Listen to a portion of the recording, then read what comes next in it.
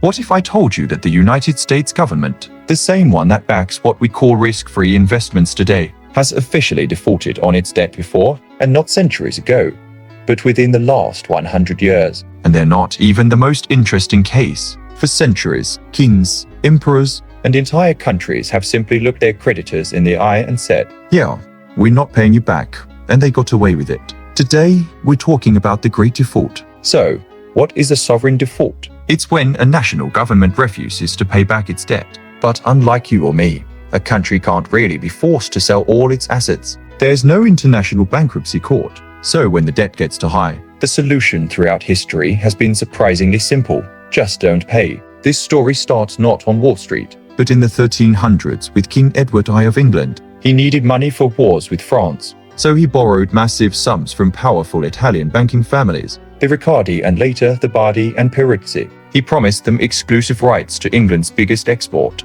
Well, it was a sweet deal, until Edward's son defaulted. The crown owed €150,000, that was 10 times its annual revenue. The result? The complete collapse of those powerful Italian banks. Gone. This was the first international debt crisis, and this pattern repeated itself for centuries. Spain, despite shiploads of silver from the Americas, defaulted 6 times between 1550 and 1650. But let's jump to the default you've probably never heard of. The year is 1933.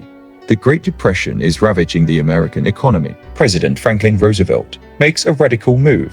He takes the US off the gold standard. Now, here's the crucial part. Many government bonds at the time had a gold clause. It literally promised lenders they would be repaid in gold dollars of the present standard of value. Roosevelt's move nullified that clause. Overnight, creditors who were promised gold were instead paid in devalued paper dollars. By some estimates, it was a 40% haircut. It was a technical default, plain and simple. The creditors sued, and it went all the way to the Supreme Court in a stunning 5-4 decision. The government won. The court essentially said, yes, you broke the contract, but it was for the greater good of saving the economy. Think about that. Even the safest asset in the world isn't 100% safe from political necessity. This isn't just ancient history. This same drama is playing out today with countries like Argentina, which spent over a decade in a brutal legal battle with hedge funds after its $100 billion default in 2001. The patterns are always the same.